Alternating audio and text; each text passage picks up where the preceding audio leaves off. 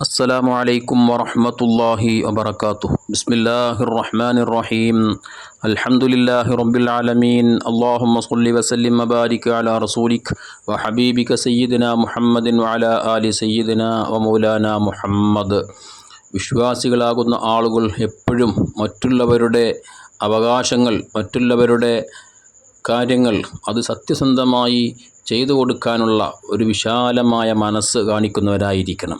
ഒരിക്കലും മറ്റുള്ളവരെ ചതിക്കാനോ വഞ്ചിക്കാനോ മുഅ്മിനായ മനുഷ്യൻ വിശ്വാസമുള്ളവൻ ഒരിക്കലും മുന്നോട്ട് വരാൻ പാടില്ല. കാരണം അത്ര വിശ്വാസവഞ്ചന എന്നുള്ളത് ഏറ്റവും വലിയ മഹാപാപമായിട്ടാണ് വിശുദ്ധ ഇസ്ലാം നമ്മെ പഠിപ്പിച്ചിട്ടുള്ളത്. അതുകൊണ്ട് തന്നെ അറിയാത്ത കാര്യം അറിയില്ലെന്ന് പറയാൻ ഒരിക്കലും നാം മടി കാണിക്കരുത്. ആരെങ്കിലും നമ്മോട് ഇന്നാലിന ജോലി അറിയുമോ എന്ന് ചോദിച്ചു വരുമ്പോൾ അറിയാത്ത ജോലിയാണെങ്കിൽ ഇതിനെക്കുറിച്ച് എനിക്ക് ഐഡിയ ഇല്ല, എനിക്കറിയില്ല, അറിവുള്ളവരോട് നിങ്ങൾ അന്വേഷിച്ച് കണ്ടെത്തി നിങ്ങൾ ചെയ്യിച്ചോളൂ, എനിക്കത് കഴിയില്ല എന്ന് പറയാനുള്ളൊരു വിശാലമായ മനസ്സ് കാണിക്കണം.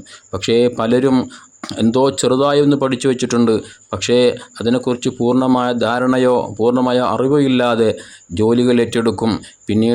പിന്നീടത് വഴക്കിനും അതുപോലെ തന്നെ സംസാരങ്ങൾക്കും കാരണമായി തീരുന്ന എത്രയോ സംഭവങ്ങൾ നമുക്കിടയിൽ കാണാറുണ്ട്.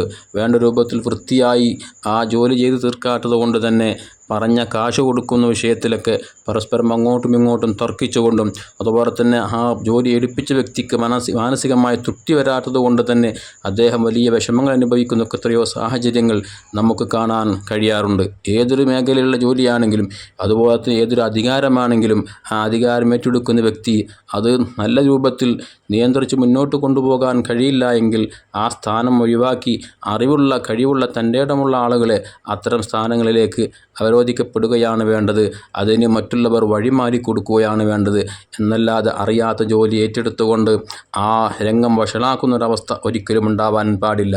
അത്തരം ആളുകൾക്ക് വളരെയധികം ഗൗരവമുള്ള ശിക്ഷ നരകമായിരിക്കും അവരുടെ വാസസ്ഥലമെന്ന് ഹബീബ് സല്ലല്ലാഹു അലൈഹി വസല്ലമ നമ്മെ പഠിപ്പിച്ചതായി നമുക്ക് കാണാൻ കഴിയും.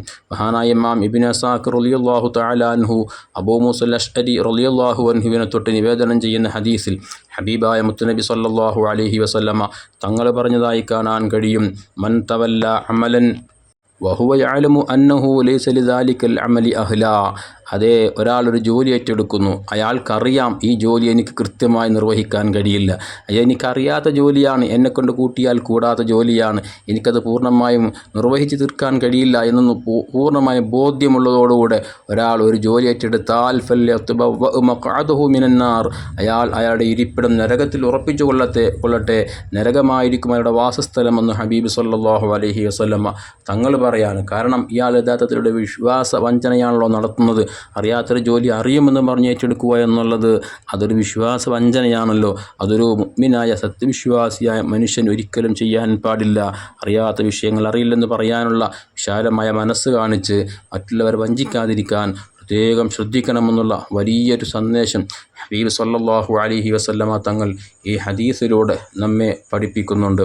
അല്ലാഹു സുബ്ഹാനഹു വ തആല റബ്ബിനെ ഭയപ്പെട്ട് ആഖിറം ചിന്തിച്ച് സത്യസന്ധമായ കാര്യങ്ങൾ നിർവഹിച്ച് ഈമാനോടെ ജീവിച്ച് മരിക്കാനുള്ള തൗഫീഖ് നമുക്കൊക്കെ അല്ലാഹു തരട്ടെ. ആമീൻ. അസ്സലാമു അലൈക്കും വറഹ്മത്തുള്ളാഹി വബറകാതുഹു.